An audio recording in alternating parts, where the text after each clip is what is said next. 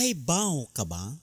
Gi-cancel sa popstar nga si Selena Gomez ang iyang 2013 tour sa dihang na-diagnose siya nga adunay lupus.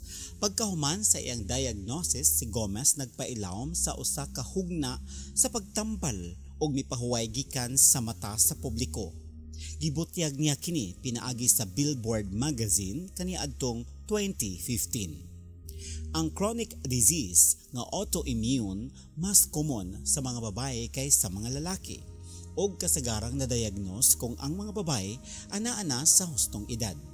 Kung ang usa ka tawo adunay lupus, ang lawas moatake sa kaugalingon nga mga cells, ingon nga kini makadaot nga mga invaders. Suma sa Lupus Foundation of America, ang lupus makahimo kini og mga simptomas sa tibuok nga lawas, gikan sa mga pantal sa panit og mga mouth ulcer, hangtod sa mga problema sa kidney ug panghubag sa lain-laing mga organs.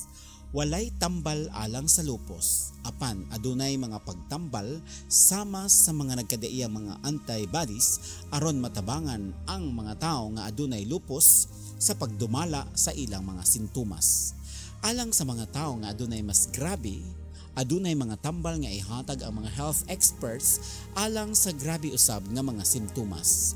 Ang ubang mga celebrity sama nila ni Nick Cannon, Lady Gaga, Toni Braxton o Seal adunay lupus usab. Unsa ang nagunang hinungdan sa lupus? Gituhuan nga nakuha kini gikan sa kombinasyon sa imong genetics ug sa imong palibot. Ang mga tawo nga adunay napanunod nga predisposition sa lupus mahimog makapalambo sa sakit kung sila adunay contact sa usa ka butang sa palibot nga mahimong hinungdan sa lupus.